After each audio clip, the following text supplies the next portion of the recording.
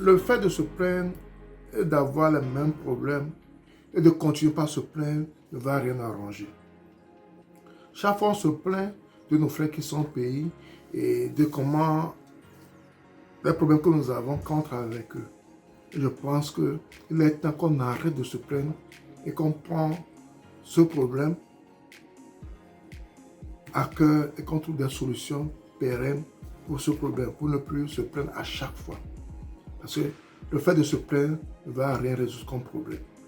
Dans cette vidéo, je vais essayer de donner certaines astuces qui peuvent nous permettre de résoudre ce problème une fois pour de bon. Sans plus tarder, passons au vif du sujet après le générique.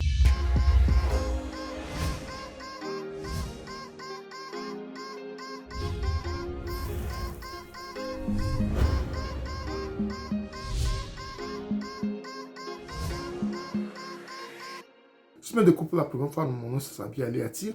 Et sur ma chaîne Ezoago, nous parlons d'investissement en général en agriculture et en élevage. Cette thématique te sont importantes et tu as deux choses à faire. Abonne-toi à notre chaîne Ezoago, clique sur la cloche de notification pour ne pas rater nos vidéos à chaque fois que nous allons publier. Ensuite, partage-le au maximum pour qu'elle puisse atteindre un grand nombre de personnes pour pouvoir faire véhiculer ces messages. N'oublie pas surtout un pouce, ce qui permettra à YouTube également de diffuser nos vidéos à plus de personnes. Nous avons un problème, un grand problème entre la diaspora et les gens qui sont payés. Entre nos frères qui sont dans la diaspora, qui cherchent à investir au pays. Et souvent, ce problème revient à chaque fois. Et on se plaint, on se plaint.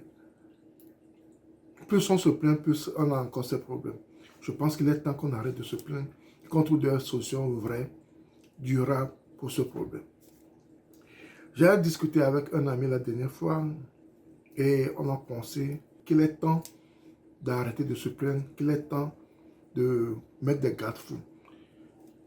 Quand j'ai parlé de cela dans certaines de mes vidéos précédentes, beaucoup ont commenté. Il y a un monsieur qui disait que lui ne peut jamais investir en Afrique quand il n'est pas sur place.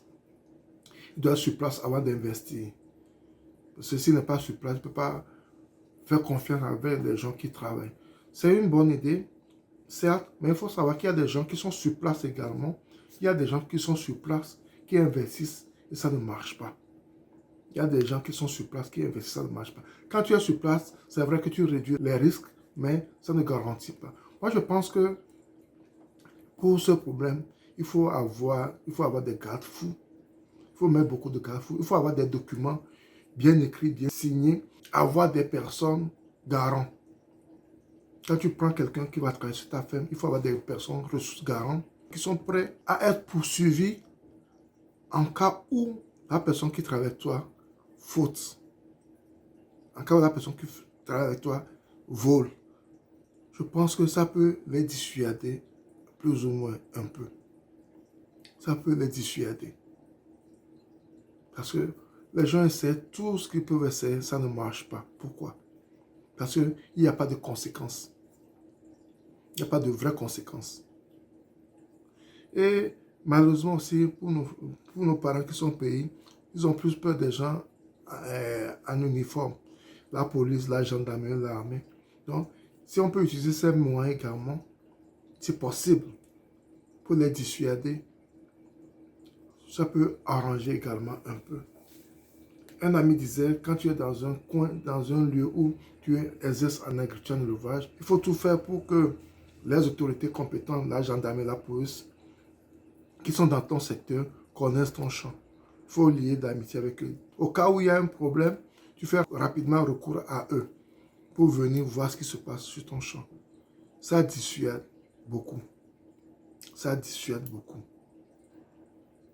Et il faut un contrôle régulier aussi. C'est le contrôle qui nous sauve dans tout ça là. Parce qu'il y a des gens qui ont des fermes, des gens qui ont des business, ils ne contrôlent pas comme cela se doit. Ils font une confiance aveugle, ils ne font pas les inventaires. Moi, chez nous, on fait les inventaires chaque mois. On fait les inventaires chaque mois. En cas de décès, on constate le décès, on mentionne ça. Et il y a une ou deux personnes qui constatent également le décès avant de l'enterrer ou bien de brûler ou whatever on va faire avec l'animal qui n'est plus.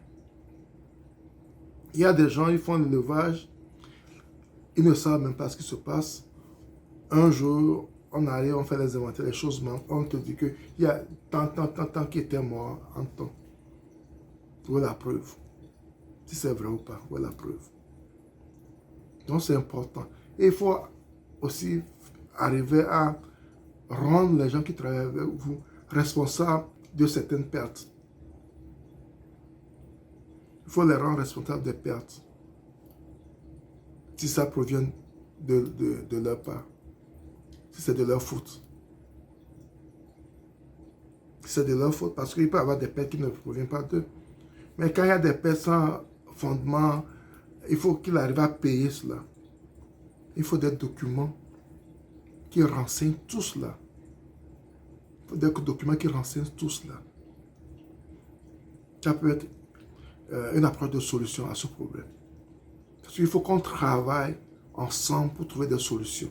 Parce que le fait de se plaindre à chaque fois n'est pas une solution à la fin.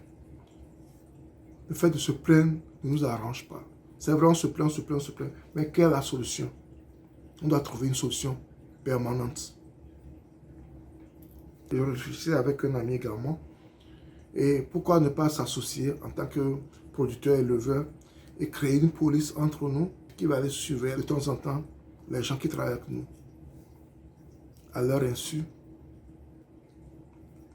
quand ils s'entendent le moins pour voir réellement ce qui se passe sur les champs. Je vois que la plupart des gens qui ont ce problème, c'est quand ils donnent trop de liberté, trop de lassitude à leurs ouvriers. Un ami aussi m'a proposé les caméras. Les caméras aussi, c'est une bonne chose. Les caméras sont une bonne chose également. Ce sont des apports de solutions. On doit trouver ces apports de solutions. Pourquoi ne pas avoir aussi des gardiens sur la ferme?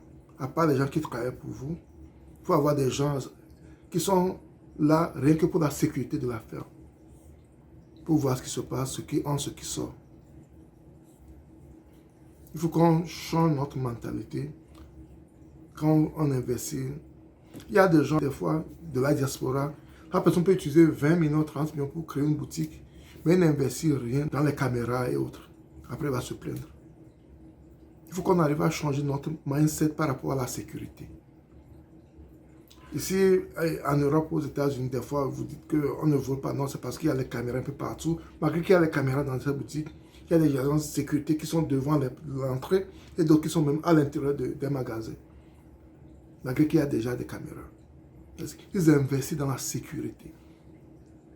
Donc, je pense que si on investit normalement dans la sécurité, si on investit bien dans la sécurité, on va arrêter de se plaindre par rapport. Ça ne garantit pas une fiabilité à 100%, mais ça va réduire beaucoup nos pertes.